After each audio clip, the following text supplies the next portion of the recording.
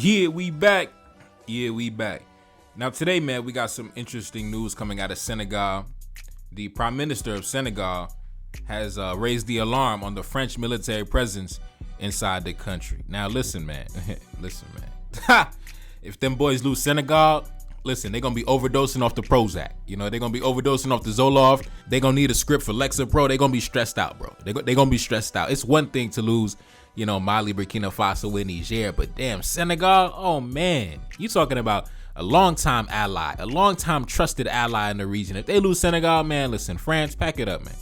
Pack it up, man. Pack it up, man. You know, you see the French, they could somewhat manage to stay afloat without Mali, Burkina Faso, and Niger as long as they maintain a stranglehold on other nations like, you know, Ivory Coast and Senegal and Benin and different nations like that. But if we can get those nations to fall too, if we can get Senegal to fall, if we can get Benin to fall, if we can get Ivory Coast to fall and rupture that relationship with the French, man, listen, at that point, it might be a wrap for the white Frenchman.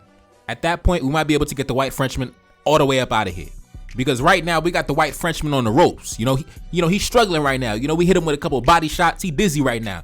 But if we can, you know, knock him out, you know, Senegal, boom. You know, Senegal knocks, boy, that's gonna be a big blow. Boom, straight to the chin. Boom. You know, then after that, we gotta hit him with the Ivory Coast and the Benin. Boom, he down for the count. I'm telling you, I promise you. Anyways, man, let's jump into these articles. Take a look up on the screen. Senegal's new prime minister criticizes the French military presence inside the country. Senegal's prime minister, Ousmane Sonko, raised the possibility of closing French military bases inside the country on Thursday in a wide-ranging speech that also touched on the Euro-backed CFA franc currency, oil and gas deals, and LGBT rights. Sonko, a firebrand politician who gained power when his hand-picked presidential candidate, Diomaye Faye, won a decisive victory in March, is known for criticizing perceived overreach by France in its former colony. Sonko was speaking late Thursday at an event held jointly with the French far-left politician Jean-Luc Mélenchon in the capital of Dakar. Sonko is known for his criticism of interference by France, which is Senegal's former colonial ruler. His fiery views in a region where other neighbors have already taken steps to cut ties with France helped his chosen candidate, Diomaye Faye, win the presidential election back in March. The Senegalese prime minister said, "I reiterate here the desire of Senegal to have its own control, which is incompatible with the lasting presence of foreign military bases in Senegal. Many countries have promised defense agreements, but this does not justify the fact that a third of the Dakar region is now occupied by foreign garrisons." Now, how can you really justify that? Because Senegal, from what I can tell, is a reasonably stable and peaceful country. The Western nations are somewhat able to justify their presence, whether the terrorism is manufactured or organic, due to the nations in the Sahel. They can say, okay, we are here to counter terrorism. We are here to fight, you know, Al-Qaeda and the Islamic State and blah, blah, blah, blah, blah. But Senegal is a reasonably peaceful democracy, as they call it. So why would a third of the capital be occupied by foreign garrisons? I mean, what could be the purpose? You know, one has to wonder, what are the strategic interests that Senegal represents for the Western nations? One could say maybe the geographical location, right? It's right off the coast. You know, it's right off by the Atlantic Ocean. It could be that. It could be the agriculture. It could be the fishing. Like I said, they're right by the water. It could be access to the market, a very large and growing population, a lot of young people.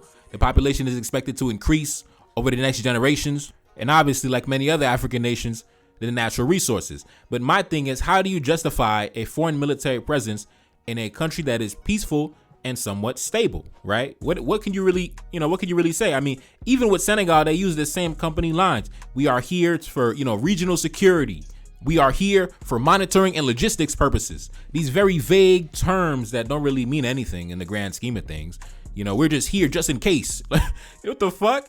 Anyways, man, let's continue. France has about 350 troops in Senegal. The Prime Minister of Senegal said, "More than 60 years after our independence, we must question the reasons why the French army, for example, still benefits from several military bases inside our country and the impact of this presence on our national sovereignty and our strategic autonomy."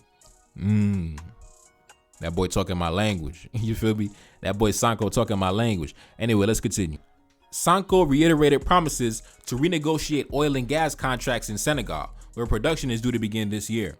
He also called on Western countries to show restraint, respect, reciprocity, and tolerance on social matters, including LGBT rights and gender equality. He said, Homosexuality has always existed in Senegal, but the country has managed it and will continue to do so according to its socio-cultural realities. Now, one thing I'll never understand is the persistence and the obsession and the fixation that Western nations have with promoting the alphabet lifestyle onto nations controlled by black men. Like, I noticed they place a big emphasis on that. Like, when they go to the Arab men, they don't really be talking on that, alphabet language.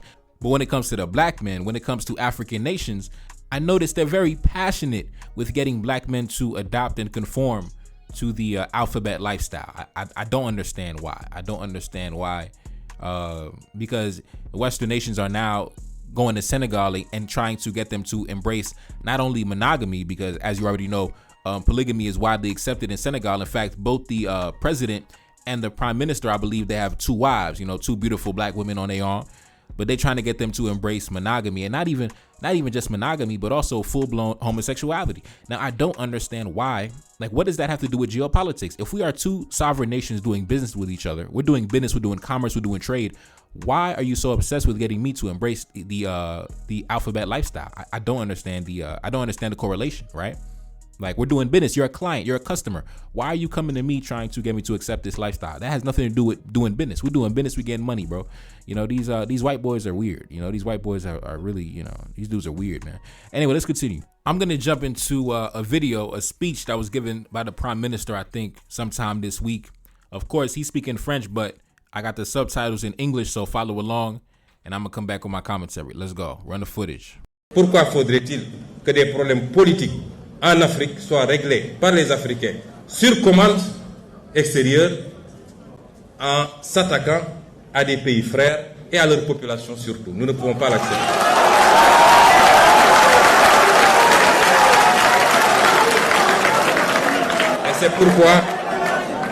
Et c'est pourquoi nous ne lâcherons pas nos frères du Sahel. Et nous ferons tout ce qu'il faut pour raffermir les liens et leur apporter notre solidarité. Ceux qui aujourd'hui condamnent des régimes considérés comme des régimes militaires ou dictatoriaux sont pourtant enclins à aller dans d'autres régimes qui ne sont pas démocratiques lorsque leur intérêt s'y trouve pour négocier du pétrole ou des marchés. All right, we back. Now, I love what the prime minister said in that speech. He said, why should political problems in Africa be resolved by Africans under external orders and by attacking brotherly countries, and above all, their own people? We cannot accept this, and that's why we will not abandon our brothers in the Sahel, and we will do everything we can to strengthen those ties and bring them our solidarity. And then he went on to, send shots at the Western governments. He said this: those who condemn regimes regarded as military are nonetheless still inclined to go to other non-democratic regimes and countries when their interests lie in negotiating for oil or access to markets. Amen. That's like I said, he talking about how come when they go to the Arab countries, when they go to Saudi Arabia, right? When they go to these other non-democratic regimes where they don't follow the Western system. If you notice, they never try to push their beliefs onto those men. But how come when they want to come to the black men, you want to preach the doctrine of democracy and homosexuality and all this other shit? It's almost predatory in a way, because they tend to make it a condition in order to do business. Like, for example, the Western nations, the United States and France in particular, they tend to, when they come to African nations, they make a condition and say, if you want to do business with us, if you want to, sign this contract, make this agreement, you have to begin to, promote homosexuality amongst the population. Like, why are we talking about what's happening in the bedroom when we're trying to make a deal about, oil and gas, or make a deal about, uranium or some shit like that? Why are you talking to me about what's happening in the bedroom, bro? Like, bro, you're weird. You know what I'm saying? You niggas is weird. Western white boys is weird, bro. Imagine you doing business with somebody, you sitting down at the negotiation table, and the other party begins talking about having sex and shit like that. Like, bro, we trying to get this money, bro. Why are you talking to me about what's happening in the bedroom? Leave that shit in the bedroom. How this shit go, bro. Imagine you're an African head of state, right? You sitting down, you interfacing with the Western government. You talking to Joe Biden. Joe Biden sent the diplomat over to the country, and you sitting down, you talking about, all right, let's discuss the expansion of our trade agreement. And then the American diplomat talking about, all right, bet, let's include a LGBT policy. And you're like, bro, we're here to talk about agriculture in trade. You know, can we stick to that? And they're like, of course. Trade is crucial. But, you know, trade is not just about goods. We need to talk about, you know, values and diversity. How diverse is your policy? I'm very diverse. You know, I'm regarding the tariffs, the tariff reductions, and we're very diverse. Oh, yes. Perfect. So if we go through with this agreement, we need to, in order to celebrate, we need to throw a parade, a pride parade. I think that would be awesome. A pride parade in the middle of Senegal, right in Dakar, in the middle of the capital. And you sitting there like, listen, bro, I'm just here to do business, bro. I'm just here to sign this deal so we can, you know, access the markets and send our goods overseas, and we can, you know, boost our economy, bro. I'm not really trying to talk about, you know, throwing pride parades and no shit like that, bro. You know, I'm trying to enrich my economy. I'm just trying to get this money, bro. And to be honest, I'll never understand it, man. I'll never understand it. This obsession that the Western nations have with trying to get black men to embrace homosexuality. And it's crazy because they're trying to change the cultural fabric of African nations. You know, you got black men walking around with beautiful black women. They talk about, nah, bro, you can't have two beautiful black women. No, hell no. You got to have only one black woman. And on top of that, you got to have some men. Yo, bro, get these niggas out of here. But on a serious note, like I said, if France loses Senegal, that's going to be a big blow to the body. You know, that's a big blow to the body. You see, when they lost Mali, that was like a hit to the jaw. Boom. You know, that was like, oh shit, damn. Then when they lost Burkina Faso, that was like a right hook to the temple. Bang. You know, niggas was like, oh shit, damn, what the fuck am I? Then when they lost Niger, ooh, straight to the ribs. You know, boom, straight to the chest. Now, if they lose Senegal, oh man, they're going to be hitting the mat. They're going to be hitting the flow.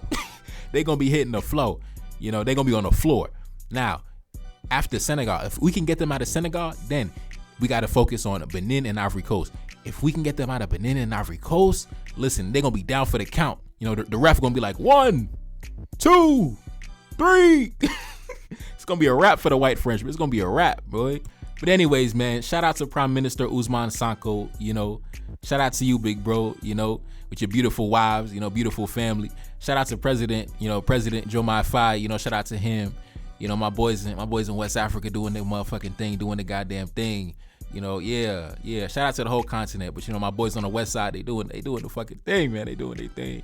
But, yeah, man, anyways, it's your boy Neferkari. That's Aleem back in the building. Yes, indeed. Cash App up on the screen, and I'm gone. Peace. Reincarnated, I'm back in original fashion. I left on a horse and came back in that ass, and I left with abundance and came back to famine. We used to be pyramids, now we be rapping. Look how the mighty have fallen. Used to be running, now we be walking. When you be cooning, that's when they applauded. Selling your soul, your sons and your daughter. Gotta come up in this shit. They stuck in the mix. Really, my heart it be breaking. That's why I'm stacking that paper and handle my business. Pass it down in generation. Talking about money and power and building a nation. That's a deadly combination. Never be watching the TV, they pushing agendas, falsifying information. Know they got malice intentions. Step in the room and I'm feeling the tension. Enemy watching, he blocking my vision. Pay for the check cause I need my redemption. Building my kingdom, I need it protected. Ready for war like a young Money Congo. Never decided the team is the motto. Up in the crib and I'm whipping up waffles. Up in the crib and I'm smoking gelato. I'm chilling, I'm taking my pain and make it ambition. I'm blessed by the gods, but I ain't religious. I came for the power, they came for the bitch. They making no hourly wage, I got business. This shit is an art, and they could never be taught. Selling my soul, I can never be bought. Play with my money, I see you ain't caught. Run to the check and I do it for sport. Babylon falling, I go to the source. Packing my luggage and go overseas. Shorty be with me and she so elite. Shorty be chocolate, I'm calling her Hershey. Secret intelligence probably gon' murk me. Don't fuck with brands, cause nigga I'm Haitian. Say the wrong shit and get smack in their faces.